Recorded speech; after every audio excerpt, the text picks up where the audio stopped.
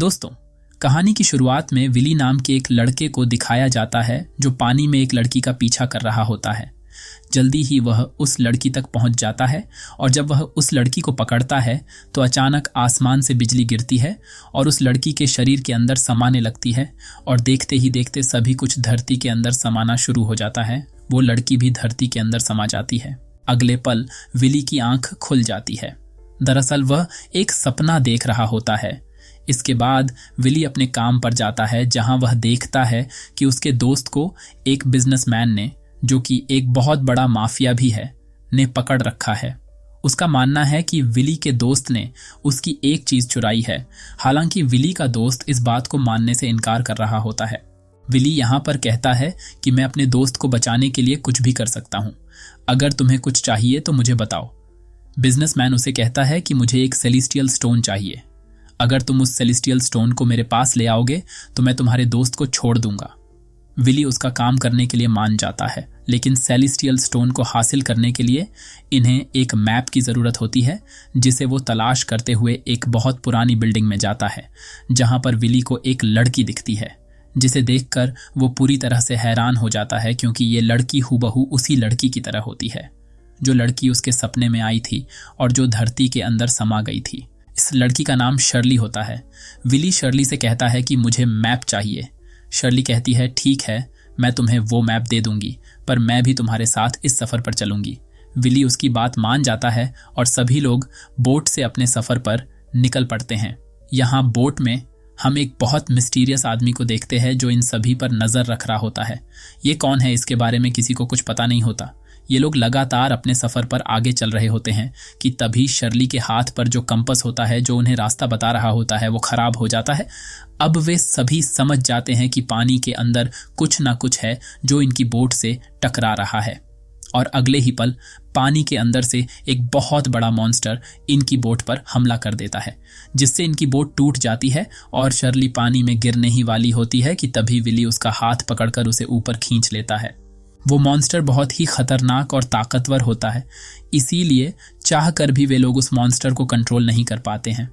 और जब वो मॉन्स्टर उन सबको मारने वाला होता है कि तभी वो मिस्टीरियस आदमी अपनी इलेक्ट्रिक तलवार लेकर आता है और उस इलेक्ट्रिक तलवार से वो उस मॉन्स्टर के ऊपर हमला करता है और वो मॉन्स्टर वहां से भाग जाता है। इस तरह से वो नकाबपोश उनकी जान बचा लेता है, जिसके बाद वो इन सबको अपनी सच्चाई बताता है कि वो एक वैज्ञानिक है और उसे भी सेलेस्टियल स्टोन चाहिए, इसीलिए वो भी इनके साथ सफर पर निकला है। और वो बताता है कि उसे पाना इतना आसान नहीं है। जिस मॉन्स्टर ने हमारे ऊपर हमला किया था, इसे एक इविल गॉड ने यहाँ पर रखा है ताकि कोई भी सेलेस्टियल स्टोन तक ना पहुंच सके। और अगर हमें सेलेस्टियल स्टोन को हासिल करना है तो सबसे पहले हमें अपने मन को शांत और अपने दिल को मजबूत करना होगा। और अब वे चारों के चारों निर्णय करते हैं कि चाहे जो भी हो, वे किसी कीमत पर हार नहीं मानेंगे। और फिर सभी अपने सफर पर आगे निकल पड़ते हैं। सफर तय करते हुए वे लोग एक पहाड़ की चोटी पर पहुंच जाते हैं, जहां एक बहुत ही प्राचीन मंदिर होता है। ये मंदिर के अंदर जाते हैं और चारों तरफ देखते हैं, लेकिन इन्हें आगे बढ़ने का कोई भी रास्ता नहीं दिखाई देता है कि तभी विली को एक गुप्त बटन दिखता है, और जब वो उसे प्रेस करता है तो वहां पर एक छुपा हुआ रास्ता खुल जाता है और वे उस रास्ते से नीचे तहखाने में अंदर चले जाते हैं। अंदर जाने पर इनके सामने एक बहुत बड़ा दरवाजा आता है। विली उस दरवाजे को भी अपनी सूझबूझ से खोल देता है, और जब वे उस दरवाजे के अंदर जाते हैं तो वहां पर चारों तरफ बर्फ ही बर्फ होती है, जिस पर चलना बहुत मुश्किल होता है, और ये सब के सब बर्फ में फिसलने शुरू हो जाते हैं।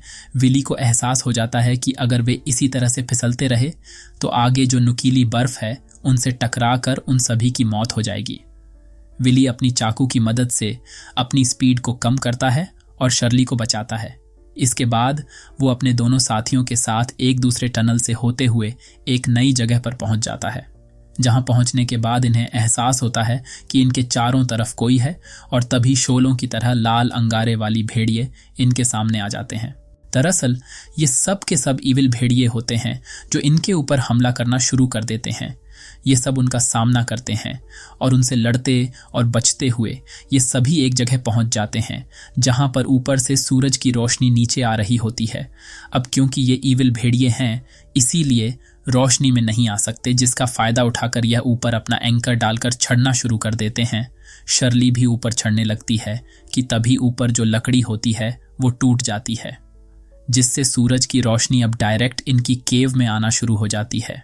सभी इविल भेड़िए पीछे हटने लग जाते हैं। अब ये एक एक करके ऊपर चले जाते हैं, लेकिन जब विली ऊपर जाने लगता है कि तभी सूरज की रोशनी के आगे बादल आ जाते हैं और अब वो सब के सब भेड़िए विली के ऊपर हमला करने वाले होते हैं कि तभी उसके वो साथी जो ऊपर होते हैं मिरर की मदद से उस तक सूरज की रोशनी को भेजते हैं और इस तरह से विली बचता हुआ ऊपर आ जाता है। ये सब भेड़िए से लड़ते लड़ते और यहाँ तक पहुँचते पहुँचते बहुत ज़्यादा थक चुके होते हैं और ज़्यादा मुश्किलों का सामना नहीं करना चाहते, इसलिए वे बिना सेलेस्टियल स्टोन के वापस आ जाते हैं। यहाँ पर दिखाया जाता है कि विली जख्मी होता है और शर्ली उसकी बैंडेज कर रही होती है और तभी वो विली की बैक पर एक निशान देखती है, जिसे देखकर वो हैरान हो जाती है क्योंकि उसकी बैक पर भी ऐसे ही निशान होती है। और अब वो अपने सभी साथियों को बुलाती है और बताती है कि निशान एक श्राप है और आज से कई साल पहले रेगिस्तान के एक बीहड़ में कुछ लोग अपने सफ़र पर जा रहे थे और तभी वो सब के सब एक गड्ढे के अंदर गिर जाते हैं जहां पर ईविल गॉडेस आराम कर रही थी। पर जब इस सब के सब गड्ढे के अंदर गिरे तो ईविल गॉडेस को गुस्सा आ गया, जिसके बाद ईविल गॉडेस ने उनके ऊपर हमला करवाया, जिस वजह से इंसानों को ये निशान मिले। और इस निशान का मतलब ये है कि जिसके शरीर में भी इस तरह का निशान होगा वो 50 साल की उम्र से ज़्यादा नहीं जी सकता। अगर किसी के पास सेलेस्टियल स्टोन है तो वो अपने शरीर से इस निशान को मिटा सकता है। विली जो शर्ली से प्यार करता है वह नहीं चाहता कि 50 साल की उम्र से पहले ही वो मर जाए, इसीलिए वो तय करता है कि वो किसी भी कीमत पर सेलेस्टियल स्टोन को हासिल करके रहेगा। इसीलिए एक बार फिर से वह सफ़र की तैयारी करता है। उसके सभी दोस्त उसका साथ देने के लिए तैयार हो जाते हैं और यह लोग उस गुफा के ऊपर तक पहुंच जाते हैं जिसके अंदर ईविल भेड़िए होते हैं, लेकिन इन्हें पता है कि अब इन्हें उस रास्ते को कैसे पार करना है। ये पूरी कैलकुलेशन करते हैं जिससे इन्हें समझ में आता है कि अंदर 30 मिनट तक वे लोग रोशनी को मेंटेन कर सकते हैं, यानी कि अगर 30 मिनट के अंदर इन्होंने सेलेस्टियल स्टोन को हासिल नहीं किया तो भेड़िए इन्हें मार देंगे। अब सभी लोग अंदर जाते हैं जहां पर इन्हें एक और रास्ता मिलता है और वे उस रास्ते से होते हुए एक दूसरी जगह पहुंच जाते हैं जहां पर एक बहुत ही प्राचीन मंदिर होता है जहां चारों तरफ अंधेरा होता है। विली वहां पर एक खास जगह पर एक कैंडल जलाता है और उस कैंडल की रोशनी से पूरी जगह पर उजाला हो जाता है और अभी वे सभी धीरे धीरे एक एक कदम आगे बढ़ना शुरू करते हैं क्योंकि उन्हें नहीं पता है कि अगर इन्होंने किसी भी गलत जगह पर पैर रखा तो क्या होगा, यहाँ पर कुछ भी अनहोनी हो सकती है। पर तभी गलती से विली अपना पैर गलत जगह पर रख देता है जिससे एक बटन प्रेस हो जाता है और अगले ही पल पूरी जगह हिलना शुरू हो जाती है। बहुत सारी तीर और तलवार इनके ऊपर हमला कर देते हैं पर किसी तरह से सब के सब बच जाते हैं, लेकिन इनके ऊपर और भी कई तरह के हमले होते हैं, लेकिन ये किसी तरह अपनी जान बचा लेते हैं। और जब ये पूरी रास्ते को पार कर लेते हैं तब जमीन के अंदर से एक तुम्ब बाहर निकलता है जिसके ऊपर सेलेस्टियल स्टोन घूम रहा होता है, जिसकी तलाश में ये सभी यहाँ आए हैं। विली उस सेलेस्टियल स्टोन को उठा लेता है, तभी बहुत सारी बड़ी बड़ी स्पाइडर इनके ऊपर हमला कर देते हैं।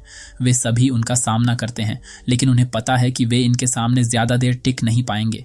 तभी विली को एहसास होता है कि सभी की सभी स्पाइडर्स उसके पीछे है क्योंकि उसके पास सेलेस्टियल स्टोन है। और अब वह अपने साथियों से कहता है कि तुम सब यहाँ से निकल जाओ, नहीं तो हम सब के सब मारे जाएंगे। अब सब के सब ऊपर जाना शुरू कर देते हैं और यहाँ पर विली फंस चुका होता है। सब ऊपर चले जाते हैं पर शर्ली विली को बचाने के लिए वहाँ आ जाती है। वो अपने तीर से स्पाइडर्स के ऊपर हमला करने लगती है। इससे विली को मौका मिल जाता है और वे उस जगह आ जाते हैं जहाँ से वे ऊपर जा सकते हैं। विली तो ऊपर चला जाता है, मगर शर्ली जब ऊपर जा रही होती है तो एक स्पाइडर उसके ऊपर जाल फेंककर उसे फंसाकर नीचे खींच लेती है और इससे पहले कि स्पाइडर शर्ली को मारती विली वहां पर आ जाता है। वह स्पाइडर्स का सामना करता है और शर्ली को बचा लेता है, लेकिन अभी भी दोनों के दोनों फंसे हुए होते हैं। उनके चारों तरफ वो मॉन्स्टर स्पाइडर होते हैं और फिर इनका साथ देने के लिए इनके बाकी के साथी भी वहां आ जाते हैं। ये लोग स्पाइडर से मुकाबला करना शुरू कर देते हैं और जब इन्हें मौका मिलता है तो एक नुकीले गेट के पीछे सब के सब छुप जाते हैं, लेकिन वैज्ञानिक अब भी स्पाइडर के बीच में फंसा होता है, जिसकी कमर पर एक बोतल होती है जिसमें जलन पदार्थ यानी कि गैसोलीन होता है और वो गैसोलीन को चारों तरफ छिड़क रहा होता है। जब वो गैसोलीन को हर तरफ छिड़क देता है तो वो भी गेट के पीछे आकर छिप जाता है। फिर विली उस जगह पर आग लगा देता है। इसके बाद आग बहुत ज़्यादा फैल जाती है क्योंकि इस मंदिर के अंदर ऐसी गैसेस होती हैं जो जलाई जा सकती हैं। और अब क्योंकि यहाँ पर आग लग चुकी होती है, इसीलिए इस जगह का ऑक्सीजन लेवल बहुत ज़्यादा कम होना शुरू हो जाता है। इनके पास बाहर जाने का कोई भी रास्ता नहीं होता है। अब ये एक दूसरे का हाथ पकड़ लेते हैं क्योंकि इन्हें समझ में आ जाता है कि इनकी ज़िंदगी का अंत अब आ चुका है। और तभी शर्ली देखती है कि उसके हाथ में जो कंपस होता है वो एक बार फिर से बंद हो गया है। पिछली बार ये कंपस तब बंद हुआ था जब समंदर में इनके ऊपर सी मॉन्स्टर ने हमला किया था, और एक बार फिर से कंपस के बंद होने का मतलब ये है कि सी मॉन्स्टर इनके आसपास ही है। इन्हें एहसास होता है कि यह मंदिर समंदर के बीचों बीच है, और वही हमें इस मंदिर के बाहर दिखाया जाता है जहां पर सच में सी मॉन्स्टर आ गया होता है, जिसे पता है कि इंसान अंदर है, और वो मंदिर की दीवारों पर जोर जोर से टकराना शुरू कर देता है, जिस वजह से मंदिर की दीवारें लीक हो जाती हैं, और अगले पल समंदर का बहुत सारा पानी मंदिर के अंदर आ जाता है, जिससे आग बुझ जाती है। अब यहाँ पर विली और उसके जितने भी दोस्त होते हैं वह सब यहाँ से निकलने के लिए ऊपर की तरफ बढ़ने लगते हैं, लेकिन विली पीछे रह जाता है और सी मॉन्स्टर उसे मारने ही वाला होता है कि तभी एक बहुत बड़ा सा पत्थर सी मॉन्स्टर के ऊपर आकर गिर जाता है, जिससे सी मॉन्स्टर वहीं पर फंस जाता है और विली की जान बच जाती है। ये सब के सब बच जाते हैं, जिसके बाद ये ट्रेन से अपने घर की तरफ निकल पड़ते हैं। विली और शर्ली एक दूसरे से प्यार करते हैं। उनके पास सेलेस्टियल स्टोन भी है। बिल्ली कहता है कि इस सेलेस्टियल स्टोन से हम सभी के श्राप को उनकी बॉडी से हमेशा के लिए ख़त्म कर देंगे, यानी कि सबको श्राप मुक्त कर दिया जाएगा। और कहानी की शुरुआत में जो बिजनेसमैन था जिसने विली को सेलेस्टियल बोन लाने का काम दिया था, वो भी श्रापित था, इसीलिए वो स्टोन को हासिल करना चाहता था, और अब सब के सब स्टोन की मदद से बच जाते हैं। इसी के साथ ये कहानी यहीं पर ख़त्म हो जाती है। दोस्तों, अगर आप लोगों को हमारी एक्सप्लेनेशन अच्छी लगी हो तो हमारी चैनल को सब्सक्राइब करें और वीडियो को लाइक करें। धन्यवाद।